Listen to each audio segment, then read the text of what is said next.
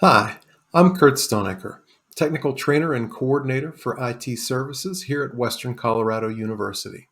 Welcome to our Practical Knowledge series, where our goal is to increase your level of proficiency with some of the more common applications in use around campus.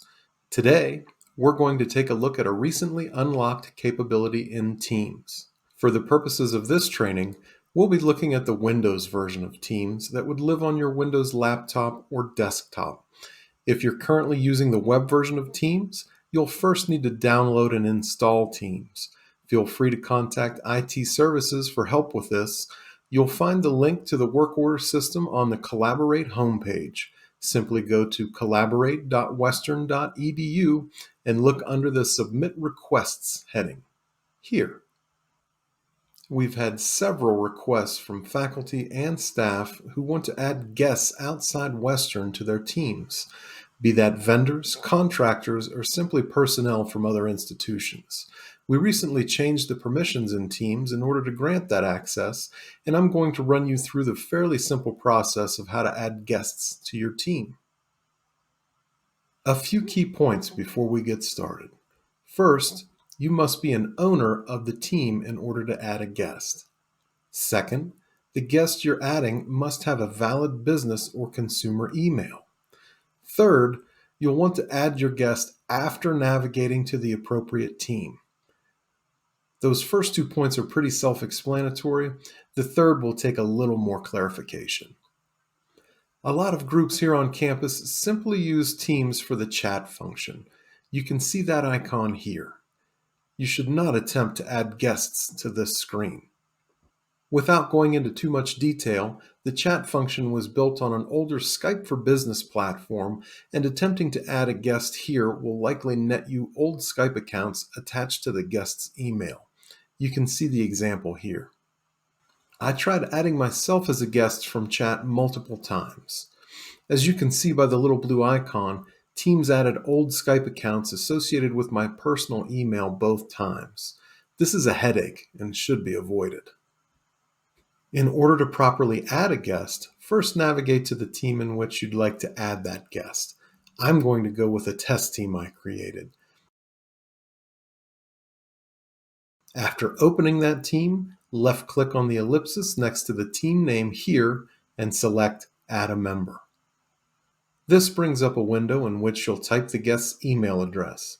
Once Teams locates the email, you'll be able to click the Add button. Once you've clicked on the Add button, the remainder of the process falls on the guest. They'll receive an email that looks like this. They'll need to click the link in the email, then Microsoft will send them a one-time use code to get started. They'll need to follow the prompts in Teams and enter that code.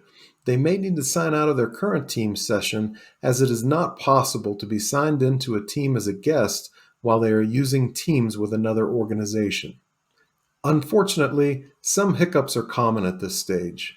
I myself had to go through this process and restart Teams 3 times before the proper changes took effect. Once they've successfully logged into the team as a guest, they'll have to agree to a short code of conduct page, as you can see here, followed by several welcome slides explaining a little more about the Teams platform. When they're all ready to go, they'll show up on the members list for the team with the word guest in parentheses after their name. Now that your guest has been added to the team, they will have many of the same rights a normal team member would have.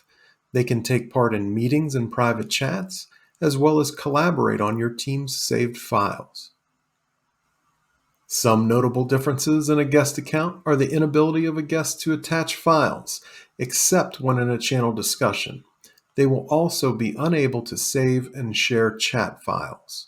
More importantly, they will not be able to become an owner of the team, and are not permitted to add others to your team. Also, a word of caution. Please be mindful when sharing information with personnel outside Western. Make sure any information you do share is appropriate and necessary for the task or project you are working on. And it's a good idea to review Western's policies on data protection and confidential information before doing so. You can find links to our disclosure, data protection, and security policies on the Collaborate homepage. I've put the link on the screen for you. Feel free to pause the video and write down the link for future reference.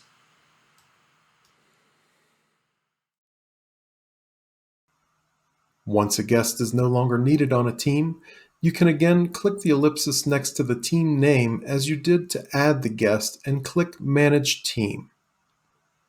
From here, simply find their name under the Members and Guests heading and click the X on the right side of the screen to remove them.